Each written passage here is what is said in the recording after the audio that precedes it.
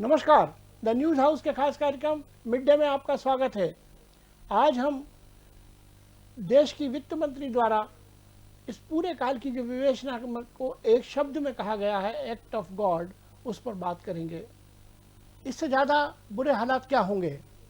देश में हजारों मनुष्य कोरोना के शिकार हो रहे हैं, जिंदगी काल के गाल में समा रही है, लाखों लोग बीमार हैं, 1-2 करोड़ लोगों की तो नौकरी जा चुकी है, राज्यों के पास कर्मचारियों को देने के लिए वेतन नहीं है, केंद्र के पास जीएसटी का पैसा वापस लौटाने के लिए रकम नहीं है, रेलवे 1.5 लाख खाली पदों के साथ निजी हाथों को सौंपी जा रही है। देश कहाँ था, कहाँ आ गया है। उत्पादन गिर रहा है, विकास दर में 1/4 की कमी दर्ज की गई है। देश की वित्त मंत्री निर्मला जी के शब्दों में ये एक्ट ऑफ गॉड है। उनकी ही बात को मानने, उन्हें और उनकी तरह समस्त लोगों को ये मानना चाहिए कि ये काम उनके कर्मों के नतीजे हैं, और यदि है तो सवाल उठता है कि आपका और आपकी सरकार का प्रबंधन कौशल कहाँ है। समस्त जगत कोरोना से जूझ रहा है। भारत की लड़ाई शायद सबसे ज़्यादा चिंताजनक स्थिति में है। कोविड से ग्रसित लोगों की संख्या की दृष्टि से हमारा स्थान दुनिया में रोज ऊपरी पायदान पर आ रहा है और आर्थिकी नीचे आ रही है। पिछले 6 महीनों में कोरोना के अलावा बेरोजगारी, भुखमरी, कुपोषण आदि के क्षेत्रों में जो हालात बिगड़े हैं, उनका कोई ठोस सुधार होता दिख नहीं रहा है। एक और केंद्र और राज्य सरकारें अपनी शुतुरमुर्गी प्रवृत्ति का परिचय दे रही हैं, दूसरी ओर सरकारों को चेताने वाला भी कोई नहीं दिख रहा। जनतांत्रिक व्यवस्था में ये काम विपक्ष और मीडिया का होता है।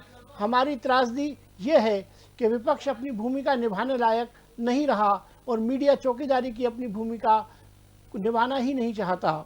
अगर ऐसा नहीं है तो इस स्थिति का एक ही मतलब निकलता है कि या तो देश के नागरिक राजनीतिक रूप से नासमझ हैं या उसे सही गलत का पता ही नहीं चल पा रहा। ये दोनों ही स्थितियां 70 साल के जनतंत्र के ऊपर धब्बा और राजनीतिक दलों की नाकामी है। बेरोजगारी, खस्ता हाल आर्थिक स्थिति, युवाओं की निराशा, मजदूरों की त्रासदी, किसानों की बदहाली जैसे मुद्दे सुर्खी में नहीं हैं। ये समूची व्यवस्था के लिए चुनौती है और इसका ठीकरा भगवान के मत्थे फोड़ना किसी भी प्रकार की समझदारी नहीं है। देश का संविधान हर नागरिक को सम्मान के साथ जीने का अधिकार देता है और इस अधिकार की रक्षा का दायित्व व्यवस्था पर होता है, जो सरकार कहलाती है।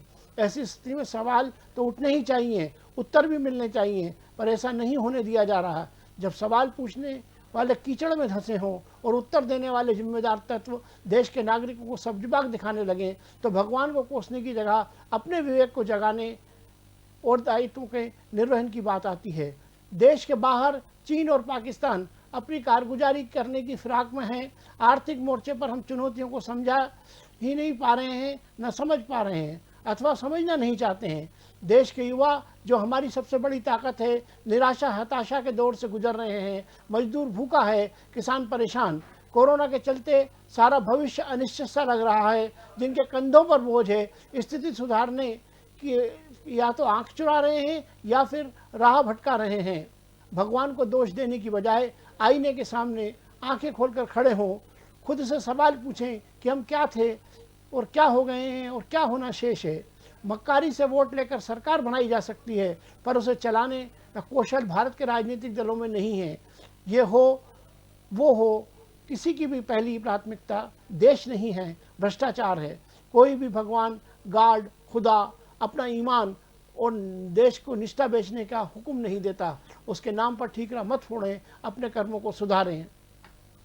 आज के मिड डे में बस इतना ही। कल फिर किसी और विषय के साथ मिलेंगे। तब तक बने रहिए द न्यूज़ हाउस में समाचार के साथ। नमस्कार।